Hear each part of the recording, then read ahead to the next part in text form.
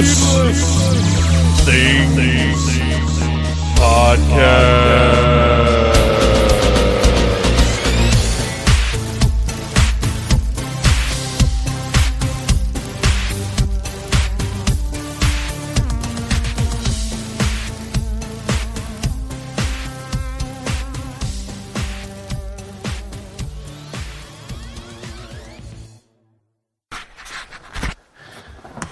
Hey, Phantomaniacs! Okay, I promise this is not something I'm going to do a whole heck of a lot.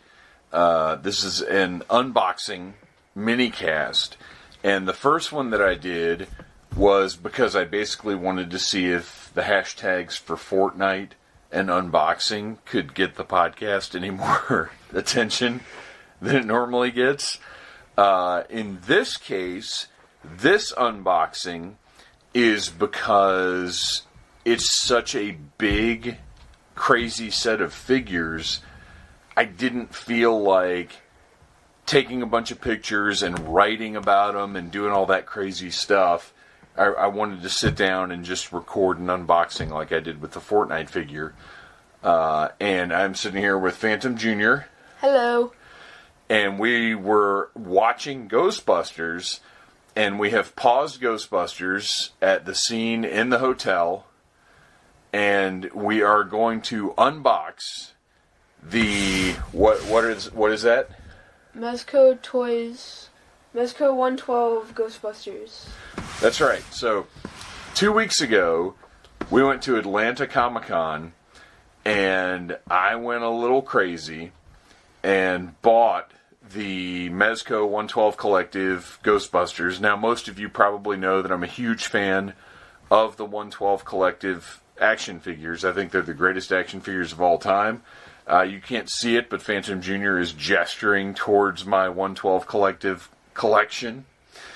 And these Ghostbusters, I followed their production pretty closely, and as good as they looked, one of the issues that I had was forever they didn't have the tubes that go from the left leg of their jumpsuits to up behind the belts. And while it's a weird thing that I honestly, like, if I was 20 years old and you asked me about the Ghostbusters uniforms, I wouldn't have known that these tubes even existed. But now, as like a mega nerd and somebody who has studied Ghostbusters like crazy, I know these tubes are a thing. And for the longest time on these 112 figures, when they were showing production photos, they didn't have these tubes. And with 112 Collective being, for me, the high water mark of quality for action figures, they just weren't going to be acceptable. And I've bought, Phantom Jr., you can back me up on this, I have bought, like, every Ghostbusters figure that's come out. Yes, you have. I've got the Mattel ones. Mm-hmm. I bought the Diamond Select ones. Yep. And none of them have been good enough. And now we have Professor Xavier in a dance pose on top of the 10. Now that's the first thing I want to notice about this set is it comes in this giant 10, which I didn't realize. This is pretty cool looking, right? Yep. And it's got an embossed cover, like the Ghostbusters logo is raised. Oh, I didn't even realize that. Yeah, it's like a raised thing. It's beautiful packaging. And then I don't want to flip it over because I don't know how they're in there. What have we got on the back here? We've got the price tag, which I'm going to take off and put away right now. I mean, I paid MSRP for them. I didn't get the same deal that Zack Ryder did on the Major Wrestling Figure podcast, but I am not a world-famous professional wrestler, so I don't expect any deal skis. But it is worth noting that I purchased this from Needless Toys. So the Needless Things podcast has a Needless Toys connection. So on the back of this tin, it's not like a piece of paper taped to it. It's printed on the actual tin, the pictures of the figures and Slimer and all the accessories and everything that comes in this. It's like, this thing's gorgeous. This is beautiful packaging. Like, so, when we walked up to the guy at Atlanta Comic-Con, this was immediately noticeable. Like, it was one of those things where you walk by the booth and it's an eye catcher. Like, it gets you to stop and look. And as I wanted to talk to those guys, and I said, wow, you've got the Ghostbusters set. And he said, you want to look at it? And I was like, no, don't worry about it. And he said, no, I'll open it up. It's cool. I like opening this thing. It's beautiful. And so I, being kind of a sucker, said, okay, open it up. And once he opened it up, that was it. And we're going to open it up right now. So it is a tin. It's got a lid that just comes right off. Ooh, you heard that. I don't know what that was. The top part comes off, and it reveals inside, in the typical 112 Collective perfect packaging, all 4 Ghostbusters, 4 proton packs, Slimer, some stands, a bunch of hands, all kinds of good stuff in here. What do we got? There's a trap. There's raised goggles. I didn't even notice all this when he was showing it to us. Their heads are in the wrong places. Are They're alternate heads, yeah. But oh yeah, that's weird, huh? Well, and it's except for Winston's in the right place, but yeah, Egon's like 2 heads over. But we're gonna take this out now. Now it's worth mentioning also that Mezco, one of the great things they do with these 112 figures is how they're packaged. Everything is very carefully packaged. They're in separate trays. Each accessory has its own little spot. But there are no twist ties. We hate twist ties. Right? terrible. They're terrible. So I am going to actually pull this whole entire plastic tray out if I can. Oh my gosh. Oh, Okay. So we pull the top tray out that has the figures and the accessories in it, and underneath that is another tray that has the stands that are... These are the standard 112 Collective stands that have the base with a peg in it, but also the armatures, which, granted, I don't think the Ghostbusters are probably going to be flying around or anything. They don't do a whole lot of aerial kung fu. So, if we pull this out, now that comes right out. I'm just going to set the tin aside on the floor here, because we don't need that. And we can open this up, we can take a look. We'll probably set these aside, because we don't need this right now. Oh, there's some instructions, though. I'm going to pull those out. But we've got 4... batteries. Huh? There's batteries. Yeah, the proton packs light up. I didn't even know that. Oh, wow. So we have, in this tray, we've got the 4 stands, and we've got the proton streams that are beautiful. What? How's that? That's cool, huh? Yeah. It's clear, but it has like the electricity around it. Like, these look really, really cool.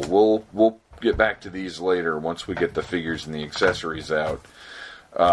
So we'll set this aside for right now and get back to it after we've taken a look at the figures. Now, where did those instructions go? So we've got instructions here, and I would imagine these are going to be a little bit thicker than your normal 112 instructions, which, honestly, they don't usually come with a whole heck of a lot. On a little plastic bag here. And also, in addition to the instructions, we have 1, 2, 3, 4 of the 112 Collective Mylar bags that they provide to store all the accessories in, which is very cool. I'm going to set those aside.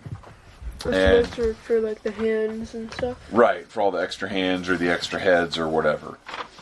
We've got the typical 112 Collective instruction sheet that points out, hey, this is for an adult collector. Don't hand this to a 5-year-old. No, you've grown up around toys. I consider you an adult collector. Yay. You know your stuff. You've grown up here in the Phantom Zone. You know how to handle stuff properly. This shows how to unscrew and remove the battery cover for the proton packs and put the batteries in, which means we're going to have to bust out our little tiny screwdriver. Which, by the way, we've got we need to use our little tiny screwdriver to fix your G.I. Joe figures Oh, yeah. that we got at the Augusta Comic-Con. Alright, so now it is time to dig into the main course, and that is the 4 Ghostbusters secured in their plastic tray. Now, as always, the 112 Collective figures have all kinds of special packaging. They've got a lot of little pieces of plastic separating the parts to keep them all safe and secure and to keep paint from getting scratched. There are the batteries down in the bottom right. And you know what? You want to take out Slimer first? Yes. Let's take Slimer out. What do you think? Oh my gosh, Slimer has a butt. What do you think of Slimer's butt? Great. Great. So, we've seen a lot of Slimer figures over the years. And as a matter of fact, you and I recently saw the Diamond Select Toys Slimer at Atlanta Comic-Con. And what is up with that Slimer's arms? Very strange. Why did they put Hulk Hogan arms on that Slimer? I don't know. It looks so weird. Slimer has never looked like that, ever. Alright, so what does this Slimer look like? Very clear. He has a nice translucent color. It's like he's got a big head. Like... He's got almost like an alien head. Yeah. But, I mean, that's what he looks like. I cannot believe how well-defined his buttocks are. So, what do we have? Oh, man, I just pulled his... He's got a clear stand with a ball joint on the end of the peg that kind of goes underneath in there, and it lets you angle the figure on the stand. And his arms are hinged ball joints. His head doesn't move at all, but it really... I mean, it doesn't need to. No, because if his head moves, then his whole body moves. Right. Because he's basically just a head with arms. Yeah. And a butt. A prominent butt. That's crazy. But, I mean, that's a great Slimer. Mm-hmm. It's everything you need Slimer to be at this scale. Like, if there was a full body life-size Slimer... Like we've got the little one that's the Spirit Store one, but I mean, if it was a real Slimer, I think it'd be a little bigger than that even. But like, if you were going to pay like $1,000 for a real prop Slimer, maybe it would have like a moving mouth and more arms. But I mean, for a 1/12 scale Slimer, that's great. Mm-hmm. I think they did a good job. Alright. What do we do next? Oh, here. Let's look at this thing. Since this is the scene we were just looking at, this is Venkman's little squirter thing that he was using in Dana Barrett's apartment, where she's like, "Are you sure you're using that thing right?" And he goes, I think so. This is nice. Is that plastic or is that a bendy wire? I think that's plastic. See, I feel like those should be bendy wires. Yeah. Because I feel like they're a little too delicate. But you've got the little piece of machinery, whatever it is. You've got the squeezy bulb at the end, and then you've got the rod that he's aiming around her apartment. This is cool, and I'm glad it came with this. Mm-hmm. But they don't use this while they're in these jumpsuits ever. Mm-mm. And look, Mezco, kudos for including every Ghostbusters prop. I think it's a walkie-talkie. Yeah, each of the guys has a walkie-talkie, which is very cool. And what they're Ray's ecto goggles that not next to Ray. Yeah. No, wait, that's Peter, that's Egon, that's Ray, that's Winston. So yeah, they're not next to Ray. One ghost trap. What is this? This is nothing. What is it? Is that just a little... No, something fell. Oh, is something stuck somewhere else, probably? Yeah, all right. I think probably underneath Winston. All right, so let's pull out one of the figures. Who do you want to take out? Ray. take Ray out. Ray's your favorite, isn't he? Yep. I like Ray. He's funny. Dan Aykroyd is the man. We need to watch Nothing But Trouble after we're done watching Ghostbusters. Okay, so we're taking Ray out. First of all, look at that head. It looks pretty good, doesn't it? The default head is just sort of Ray with a neutral expression on his face. And actually, one question that I had when I posted online that I had purchased these, one of the comments that I got was about the zippers on the coveralls.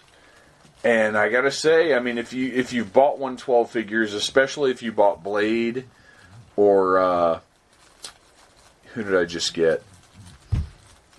Well, anyway, the Diabolic. Diabolic. Diabolic doesn't have any zippers though. But Blade, his trench coat, he's got the zippers, and 112 Collective. These zippers are pretty incredible, and I mean, maybe they're a little big, but what are you going to do at this scale? Like, they don't look crazy. No. I think they're totally reasonable. Oh, you know what? This is probably a PKE meter right here. Oh, yeah. And you know what? There's another walkie-talkie should be right here. I hope we're not actually missing pieces. I think they just, like, fell, maybe. Oh, yeah, okay. Here we go. There's a walkie-talkie. And there's another walkie-talkie that goes right here. PKE meter's probably down in one of these divots here somewhere. I mean, look, how hard is it going to be to keep all this stuff in these trays accurately?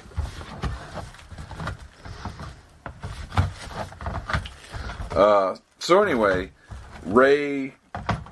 Oh, there it is. I got it. Oh, okay, it's right on top of the thing. So here, we've got the PKE meter, and oh, look at that. Look, the little things come out on the side. The screen looks great. It's even got little patterns on it. Like, it's not just green. You see the little lines on it? Yeah. So that's fantastic. PKE meter goes right there. But Ray's likeness is absolutely fantastic. The zipper is functional. It moves up and down. It's not gigantically huge. It's bigger than a real-world zipper, like to scale, but it's fine. But looking at these guys, I'm going to pull Venkman out while you're looking at Ray. And like I said, the tube is there. And the tube is bendy. It looks like it's got a wire armature in it, so you can actually pose it up and down. Okay, I'm looking at the default head on Venkman, and I mean, it's great. The paint, maybe his skin should be a little darker, maybe have a little more... this is a little prettier than Bill Murray, I think. But it looks great. And look, the elbow pads are separate little pieces with elastic on them, but plastic backs. I mean, this is the kind of stuff cosplayers go nuts for, because it's accurate. Each figure has a name tag. They've all got their names on them. Venkman, Zedmore, Spengler, Stantz. They've got the utility belts with the clip, with the whatever the little piece of business is on the left side, the like circuit board that nobody really knows what it is. It's just a nice little piece of costume business. They've got a spot for a little holster for the walkie-talkie. And then the tube that I mentioned that's on the left side of the jumpsuit just disappears under the belt, which is accurate to the movie. If you look at materials about the making of the movie and stuff, that's where that goes. Another nice detail that they got right is Venkman, unlike the other guys, Venkman does not tuck his coveralls into his boots. His coveralls are just over his boots. And they got that right. Let's take a look at the other Venkman head here, because this one's a little serious. Let's see. Oh, this is the... Okay, so Egon's alternate head is a scared, screaming head, which I love. I don't know if they're all like that. No, Ray's is like kind of confused. Okay, so Venkman's alternate head is basically when Slimer's coming at him. Like, this is what he looks like. He's screaming, and it's great. It's fantastic. It looks really, really good. Ray's is kind of confused looking. Let's see. Oh yeah, Ray's is cute. That's hilarious. Oh my gosh, I think he might be my favorite. Because he's not screaming, he just look like... Yeah. I wish he had a little tiny cigarette to stick to his lip, because that's the look. And then Winston, not screaming, but definitely concerned. Concerned. All right. So all four guys have the same coveralls. Now, one thing I was curious about, let me see Ray real quick, is if they would have the same bodies. Because Bill Murray and Harold Ramis and Dan Aykroyd don't all have the same build. Like, you can kind of... Ernie Hudson and Dan Aykroyd, you could probably get away with being the same, but... Look, I think Ray's a little thicker. Feel their bodies.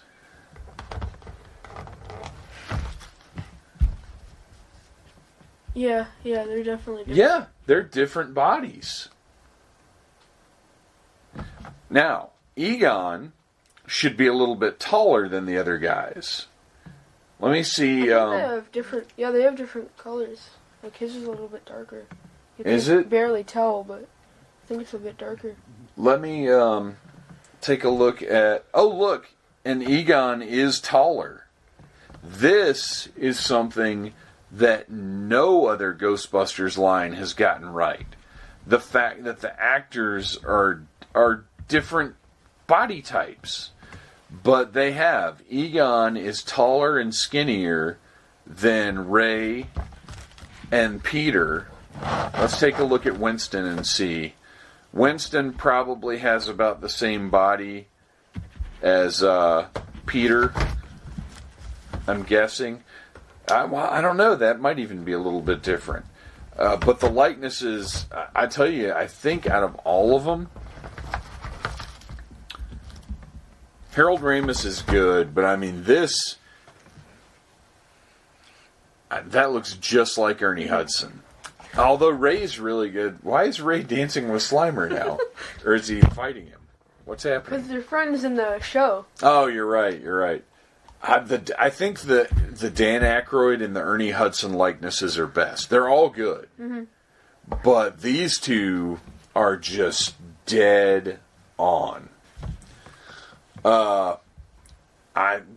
They're fantastic. These are the best Ghostbusters action figures, which they needed to be for the price tag. Let's pull out one of these proton packs and take a look at this thing. So the proton pack... Oh, Egon's easier to move around. Is he a little looser? Yeah, try to move around like Ray's leg. And then do Egon. Yeah, well, sometimes these need a little bit of... I'll tell you one thing I'm concerned about, though, is moving... Well, they've got... Okay, so we mentioned Peter, his coveralls are out on top of his boots. Like, they go over his boots, while the other guys all have them tucked into their boots. My concern was that... Well, they're not... I mean, they're about the same. My concern was that the tucked-in boots would come out, but they really don't, do they? No. They're in there. They've got them attached in there somehow. I think they're like super glued. And if you've read needlessthingspodcast.com, and you've read my other reviews of 112 figures, which I've done quite a few, the ankles have been a point of contention with me. I've been disappointed in the... These are great ankles. They're great ankles. They have a lot of range compared to some of the other... Well, even compared to, like, a Marvel Legends figure. Like, these are really good. I'm impressed. So Egon's glasses are attached to the face, which I'm fine with. Yes. because I would rather not lose the glasses. I'd rather them just be attached to the face. Let's get back to the proton pack. So the proton packs are very interesting because the straps are attached to a wire frame and can sort of move around a little bit and have an actual buckle that I may not... Oh, there we go. So that's actually works like a belt. And then oh my gosh, feel the wire. That's like... It's kind of like my microphone wire on my PS4. Yeah. It's like... headset. It's an actual, like, flexible metal wire type thing. That's crazy. So, the proton packs are really well done. Let's put one on Egon and see how it looks. Fortunately, these figures are loaded with articulation and are generally very easy to get parts on. Like extra accessories, jackets, whatever the case may be. So we get... I'll tell you one thing that would have been neat that I don't necessarily need, but I'm thinking of it as we're looking at these. It would have been cool if they had come with alternate ungloved hands. Yeah. And had gloves that fit. Because I noticed the scene we stopped at, we were watching Ghostbusters, and the scene we stopped at is where they go to the hotel. And I noticed that Peter has his black gloves tucked into the belt of his proton pack. Like, it's not in the utility belt, it's in the belt of his proton pack. And that would have been cool. Okay, so the backpacks fit right on. They look great. The belt part is very easy to fix in the right place. The straps go right on. And unlike some other Ghostbusters toys, the proton packs clip right on like they're supposed to. You know, I say that, and I'm actually trying to figure out how this thing was on here now. I think it goes on like that. Where's the clippy part? Alright, I gotta look at one of the other packs to see how it was on there. Oh, it's not there. It's right there. Okay, look at that. So that little clip goes right there, and boom, done. And Slimer is now massaging Ray's head. Is that what's happening there? So unlike other Ghostbusters figures, the positron slider clips right on to the proton pack, just like in the movie. And you can arrange, since the wire is flexible, you can arrange it how you want it to be arranged.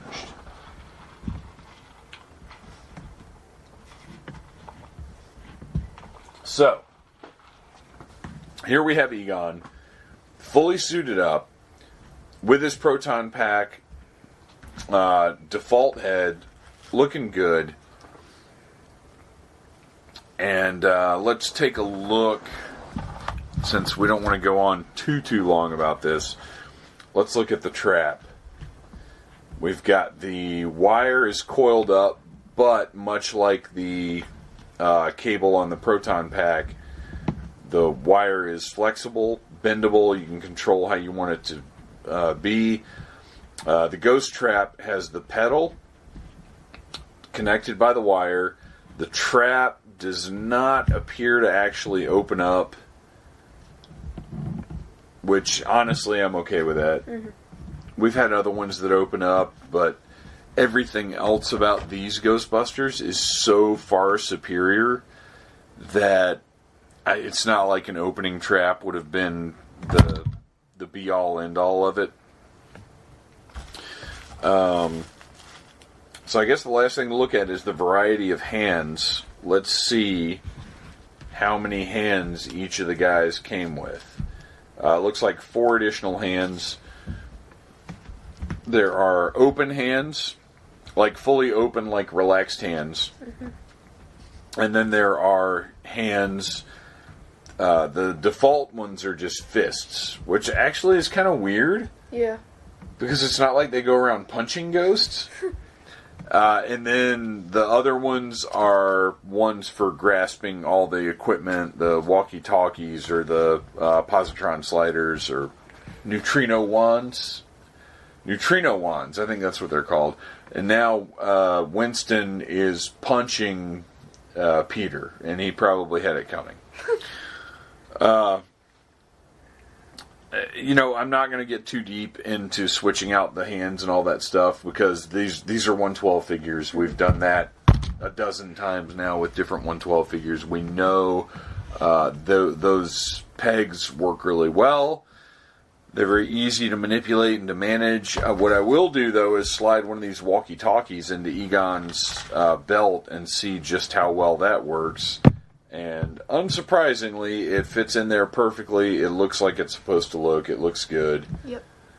And all the tampos, I mentioned the names on the coveralls, but of course, something that's absolutely critical to these figures are what?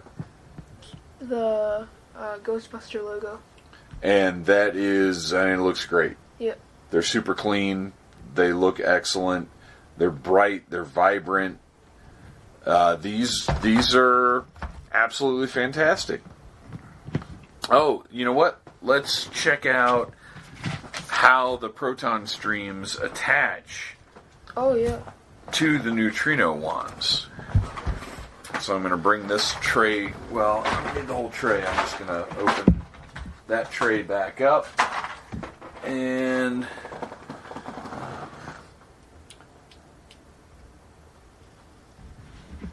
alright, let me see this. Does it just go on the end there, I guess? Okay, this might be the only confusing part of these figures.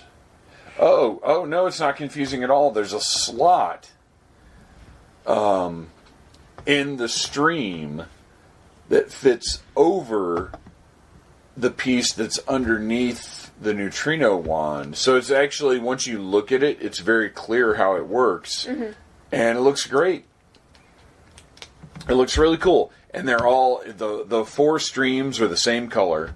So that it's not like, Ray's is pink, Egon's is blue. Like, it's none of that business. This is all purely based off the movie and how everything looks in the movie.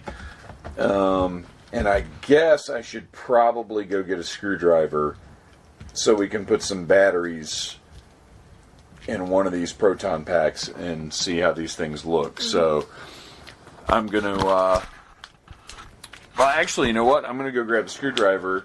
You just talk about these. Phantom Jr. No. Yeah, no, just share your thoughts about what you're looking at and what you're doing. What are you doing right now? Just putting a proton pack on Ray. So I'm switching his hands out. Which hands are you putting on him? The grasping hands. Now, you've switched out hands on a 112 figure before, right? I don't think I've ever held one. You've held one before. I've held one, but I haven't played with it. Alright. Because I've picked up that Spider-Man and the Flash, but I've never actually, looked at them and tried to play with them at all. Alright, I've got my tiny screwdriver. Oh, go ahead. I'll use this one. Okay. Now, the battery compartment on these is a little tricky to get to. It's underneath the wire frame. This is probably going to be a pain. But I've got my tiny screwdriver that every toy collector should have.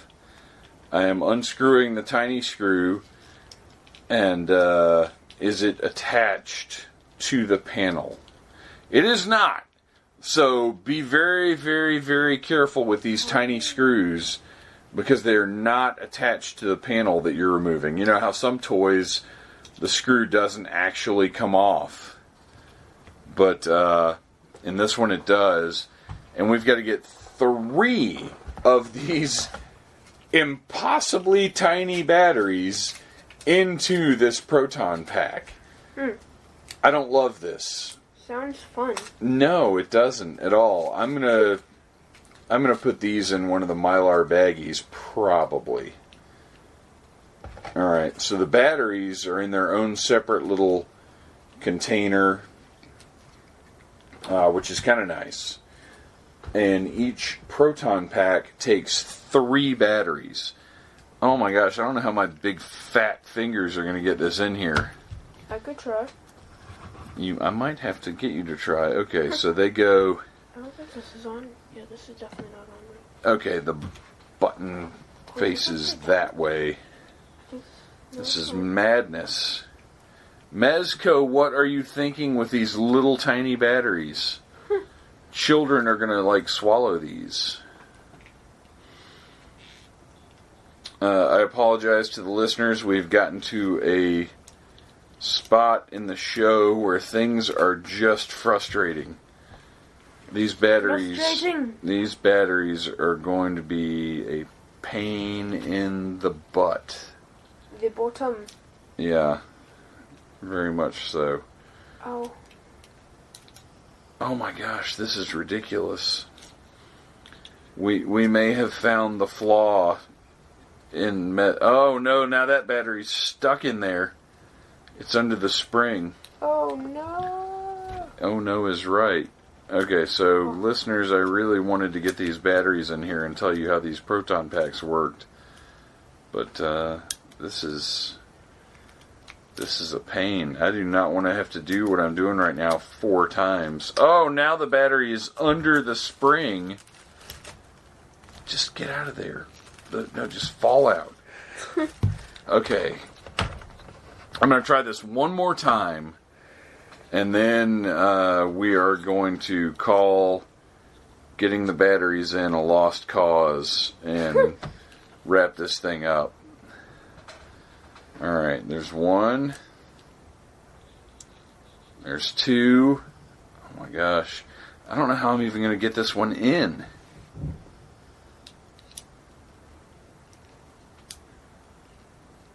Oh, get in there. Oh my gosh, I did it. They're probably in the wrong way. Oh, and how do we activate this thing to even find out if it is in the right way? Oh, there's a button in the back. Where's the button? Let me see. Yes. Well, I don't want the batteries to fall out. Alright, well, first let me make sure I've got them in the right way. Okay. Okay, yes, they appear to be facing the correct way. Let me put the little hatch back on. You guys, I apologize if this is tedious to listen to, but it is even more tedious to be doing. Okay, where is this? Oh, wait, there's the... Oh, look at that! Look at that! There's a big silver button on the back of the proton pack. And, okay, look. The red lights look neat, right? Yeah. They're bright. They're clear. Mm-hmm. However, that was a lot of work for just 4 little red lights on your proton pack. And then on top of that... 3 batteries for 4 lights. Yeah, I don't know how I feel about that. And then on top of that, it's not like...